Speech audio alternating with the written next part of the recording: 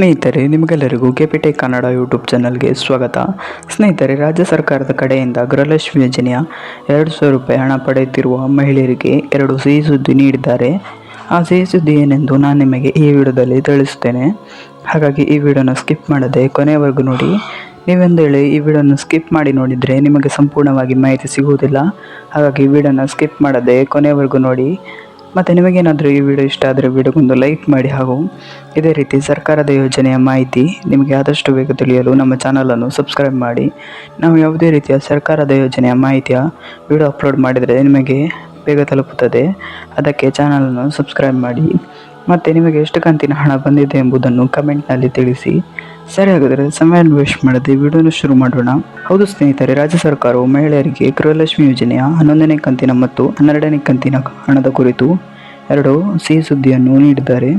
ಅದೇನೆಂದು ನಾನು ನಿಮಗೆ ಸಂಪೂರ್ಣವಾಗಿ ತಿಳಿಸುತ್ತೇನೆ. ಅದಕ್ಕೆ ಈ ವಿಡಿಯೋನ ಕೊನೆಯವರೆಗೂ ನೋಡಿ. ಹೌದು ಸ್ನೇಹಿತರೆ, ರಾಜ್ಯ ಸರ್ಕಾರವು ಗೃಹಲಕ್ಷ್ಮಿ ಯೋಜನೆಯ 11ನೇ ಕಂತಿನ ಹಣ ಯಾರಿಗೆಲ್ಲ ಜಮಾ ಆಗಿಲ್ಲ ಅವರಿಗೆಲ್ಲ ಮುಂದಿನ ವಾರದ ಒಳಗೆ 2,000 ರೂಪಾಯಿ ನಿಮ್ಮೆಲ್ಲರ ಖಾತೆಗೆ ಜಮಾ ಆಗುತ್ತದೆ ಎಂದು ತಿಳಿಸಿದ್ದಾರೆ. ಹಾಗಾಗಿ ನಿಮಗೆಲ್ಲರಿಗೂ ಮುಂದಿನ ವಾರದಲ್ಲಿ ಎಲ್ಲರ ಖಾತೆಗೂ ಗೃಹಲಕ್ಷ್ಮಿ ಯೋಜನೆಯ 11ನೇ ಕಂತಿನ ಹಣ ಜಮಾ ಆಗುತ್ತದೆ. ಇನ್ನು 12ನೇ ಕಂತಿನ ಕುರಿತು ರಾಜ್ಯ ಸರ್ಕಾರವು ಸಿಹಿ ಸುದ್ದಿಯನ್ನು ನೀಡಿದ್ದಾರೆ. ಸ್ನೇಹಿತರೆ, ಗೃಹಲಕ್ಷ್ಮಿ ಯೋಜನೆ 12ನೇ ಕಂತಿನ ಹಣವನ್ನು ಜೂನ್ ಕೊನೆಯ ವಾರದಲ್ಲಿ ಇಲ್ಲದಿದ್ದರೆ ಜುಲೈ ಮೊದಲನೇ ವಾರದಲ್ಲಿ ಬಿಡುಗಡೆ ಮಾಡುತ್ತಾರೆ ಎಂದು ಮಾಹಿತಿ ಬಂದಿದೆ. ಹಾಗಾಗಿ ಜೂನ್ ಕೊನೆಯ ವಾರದ ಒಳಗೆ ಎಲ್ಲರಿಗೂ 11ನೇ ಕಂತಿನ ಹಣ ಜಮಾ ಆಗುತ್ತದೆ.